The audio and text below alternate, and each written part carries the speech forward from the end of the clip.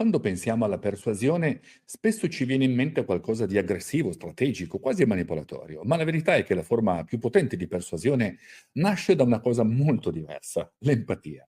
Non si persuade mettendosi al centro, si persuade mettendosi nei panni dell'altro, ascoltando, riconoscendo, accogliendo. Solo così si crea quella connessione profonda da cui nascono le decisioni che contano, perché noi non cambiamo idea quando qualcuno ci dimostra di avere ragione.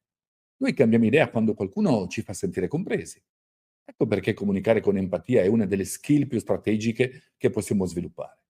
Nella vita, nel lavoro, nella leadership ovviamente. Ma attenzione, empatia non vuol dire essere accondiscendenti, non vuol dire sempre di sì. Vuol dire entrare nella mappa mentale dell'altro per costruire un ponte e poi attraverso quel ponte accompagnarlo verso un nuovo punto di vista.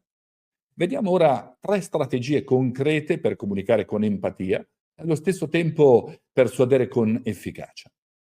Prima strategia, ascolto attivo, ne ho parlato tantissime volte nei miei video, cioè smettere di pensare alla risposta e iniziare ad ascoltare per capire. La maggior parte delle persone ascolta, ma solo per poter replicare. Ma chi comunica con empatia sa fare una cosa diversa.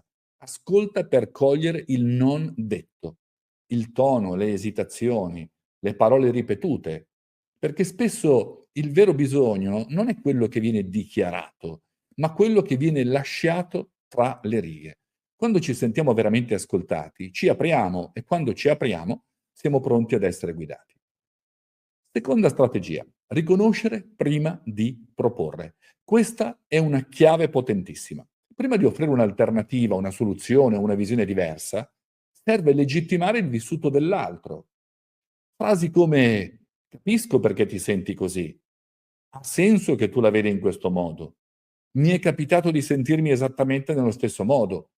Non sono formule vuote, sono leve psicologiche, aprono il dialogo, abbassano le difese, creano fiducia. Terza strategia, parlare il linguaggio dell'altro. Se vogliamo veramente farci ascoltare, dobbiamo smettere di comunicare come piace a noi e iniziare a comunicare come l'altro è pronto a ricevere.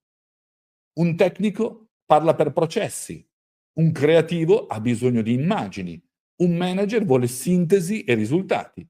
Chi comunica con empatia adatta il proprio messaggio, ma non cambia il messaggio stesso, cambia la forma per far arrivare meglio la sostanza. Empatia e persuasione non sono opposti, sono due facce della stessa medaglia, perché la persuasione efficace non è mai un atto di potere, ma è un atto di connessione. E in un mondo dove tutti parlano, chi riesce a capire davvero l'altro vince. Se questo video ti è stato utile in qualche modo, iscriviti al canale. Ogni settimana esploriamo strumenti per comunicare in modo più umano, più efficace e ovviamente più autentico. Perché le parole non servono solo a convincere, servono prima di tutto a creare relazioni che durano. Ci vediamo nel prossimo video.